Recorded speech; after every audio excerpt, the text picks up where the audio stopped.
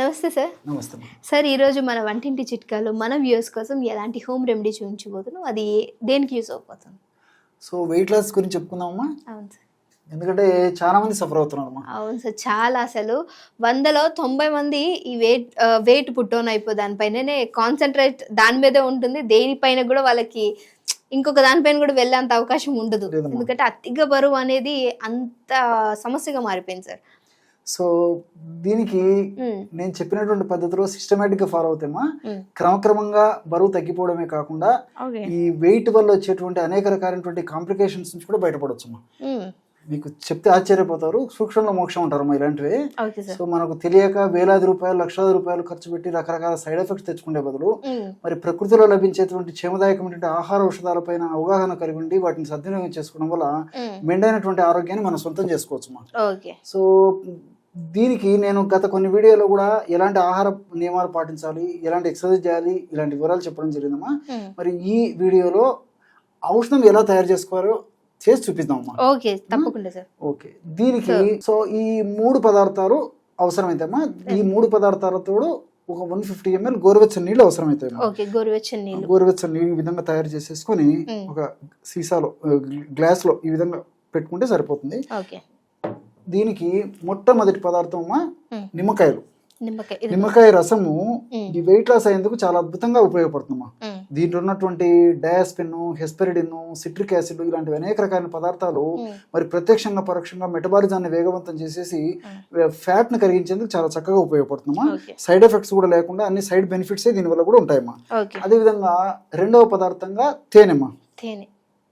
So స్వచ్ఛమైనటువంటి తేనె దొరికేట్లయితే చాలా అద్భుతంగా పనిచేస్తుందమ్మా వెయిట్ లాస్ అయ్యేదానికి.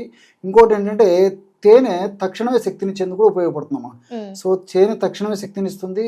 మరి ఆహార పదార్థాలు కొంచెం నియమాలు పాటించేటువంటి వాళ్ళలో మరి నీరసం నిస్తారం లేకుండా ఉండేది కూడా చాలా చక్కగా ఉపయోగపడుతుంది. కాబట్టి స్వచ్ఛమైనటువంటి తేనె కూడా దీనికి అవసరపడుతుంది. షుగర్ వ్యాధిగ్రస్తులైతే మరి రోజు మరి ఎక్కువ శాతం తేనె వాడడం మంచిది కాదు కాబట్టి వాళ్ళు మినహాయించేసి మిగతా వాళ్ళందరూ కూడా ఇప్పుడు మనం చెప్పబోయేటువంటి ఔషధాన్ని వాడుకోవచ్చు.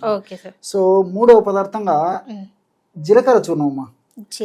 సో జీలకర్ర సంవత్సరం అంతా మన వంటింటి ఉండేటువంటి దివ్యమైనటువంటి ఆహార ఔషధమ్మా. కాస్త వేయించేసేసి ఈ విధంగా చూర్ణం లాగా చేసి పెట్టుకోవాలమ్మా. జీలకర్ర చూర్ణం ఇప్పుడే మనం తయారు చేసాం కదమ్మా. సో ఈ విధంగా జీలకర్ర చూర్ణాన్ని కూడా తయారు చేసి పెట్టుకోవాలి. సో ఈ 3 పదార్థాలు మన వద్ద తయారు చేసి ఉంటే ఔషధం చాలా చిటిక వేసినట్లు అలాగనే సరిగ్గా ఔషధం తయారైపోతుంది. సో ఎలాగంటే మా ఇంతకుముందే చెప్పాను కదమ్మా, 150 ml గోరువెచ్చని నీళ్ళు ఈ విధంగా తీసుకోవాలి. గోరువెచ్చని నీళ్ళు 150 ml లో 5 ml అంటే ఒక టీ స్పూన్ నిండా వేసుకుంటే సరిపోతుందమ్మా. అదేవిధంగా ఒక 5 ml అంటే ఒక టీ స్పూను స్వచ్ఛమైన తేనె కూడా వేసేయాలమ్మా. సో ఒక టీ స్పూన్ తేనె అట్లా. సో 5 ml నిమ్మరసము, 5 ml స్వచ్ఛమైనటువంటి తేనె, దీనికి తోడు 1/2 టీ స్పూను జీలకర్ర పొడి కూడా వేయాలమ్మా. జీలకర్రను చెప్పాను కదమ్మా, కాస్త వేయించేసేసి పౌడర్ చేసుకోవాలని చెప్పేసి సరిపోతుందమ్మా. ఇప్పుడు చూడమ్మా, మనం 150 ml నీళ్లు తీసుకున్నాము, గోరువెచ్చని నీళ్లు. 150 ml గోరువెచ్చని నీళ్ళలో 1 టీ స్పూను నిమ్మరసము, 1 టీ స్పూన్ తేనె, 1/2 టీ స్పూన్ మాత్రమే లేదా 1/2 టీ స్పూన్ వరకు కూడా ఈ యొక్క జీలకర్ర పొడిని కలుపుకోవచ్చు అమ్మా. 1/2 టీ స్పూన్ నుంచి 1/2 టీ స్పూన్ వరకు కూడా కలుపుకోవచ్చు. జనరల్ గా 1/2 టీ స్పూన్ అయితే సరిపోతుందమ్మా.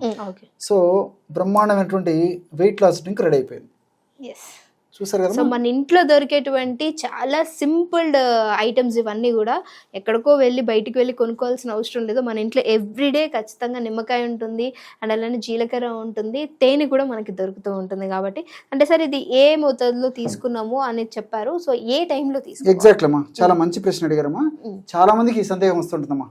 సో అందరి నుంచి ఆ సందేహాన్ని మీ ద్వారా అందరికి తెలియజేస్తానమ్మా. తప్పకుండా సార్. సో ఒక్క ప్రమాణం ఇదమ్మా.